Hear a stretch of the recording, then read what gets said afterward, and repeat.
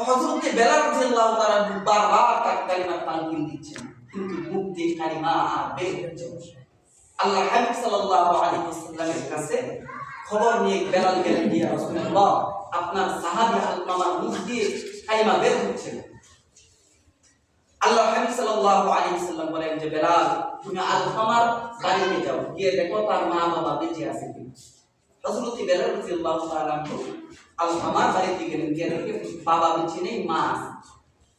তো তুমি যায়া বলবা উনি আমার কাছে আসতো অথবা আমি ওনার কাছে যাব। আলকামার মা বলেন যে আল্লাহ রাসূল আমার কাছে আসবে, এটা কোশ্চিন কালেও হতে পারে, আমি যাব। আলকামার মা বলেন যে আমার মা বাবা আল্লাহ রাসূল সাল্লাল্লাহু আলাইহি ওয়াসাল্লামের কদমে কুরবান হোক, আমি নিজেই যাব। আলকামা রাদিয়াল্লাহু তাআলা আনহার মা আল্লাহর হাবিব সাল্লাল্লাহু আলাইহি ওয়াসাল্লামের দরবারে চলে গেলেন। আল্লাহর হাবিব সাল্লাল্লাহু আলাইহি ওয়াসাল্লাম বলেন, আলকামাকে দীর্ঘ সময় ধরে কালিমার তালকিন দেওয়া হচ্ছে, তাকে বারবার তাকরার করা হচ্ছে, মুখ দিয়ে কালিমা বের হচ্ছে না। আপনি কি আপনার সন্তান আলকামার উপরে কি নারাজ কিনা বলেন। আলকামার বলেন, মা বলে, ইয়া রাসূলুল্লাহ, আমি আলকামার উপরে নারাজ।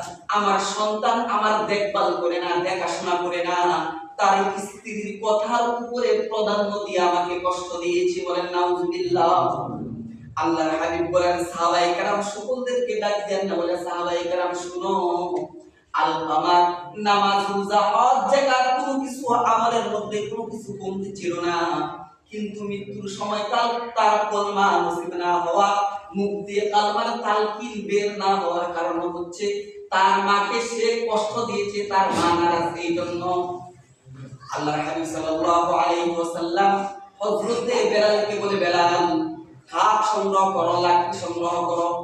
আলকামার মা বলে, লাকড়ি এবং কাঠ কেন সংগ্রহ করব? আলকামাকে আগুন দিয়ে আমি জ্বালিয়ে ছারখার করে দিব। আলকামার মা বলে, ইয়া রাসূলুল্লাহ, মায়ের চোখের সামনে সন্তানকে আগুন দিয়ে জ্বালিয়ে দিবেন, এটা সহ্য হবে না, এটা আমি সহ্য করতে পারবো না।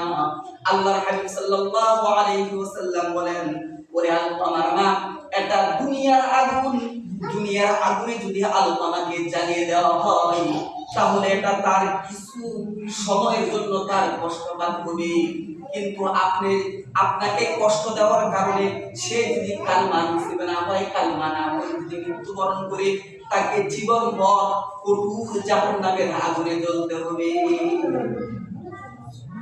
হযরতে আলকামার মা বলে, ইয়া রাসূলুল্লাহ, আপনাকে সাক্ষী রেখে বললাম, আমার আলকামাকে আমি আজকে ক্ষমা করে দিলাম। এই কথা বলার সঙ্গে সঙ্গে হযরতে আলকামা রাদিয়াল্লাহু তাআলা সঙ্গে সঙ্গে কালিমা বের হয়ে গেল। সুবহানাল্লাহ। হাদিস বুখারী মুসলিমের হাদিস, সহিহ হাদিস। হাদিস থেকে, কোরআন থেকে আপনাদের এই কথা শোনাচ্ছি। এ হচ্ছে মা বাবা, যুবকরা খুব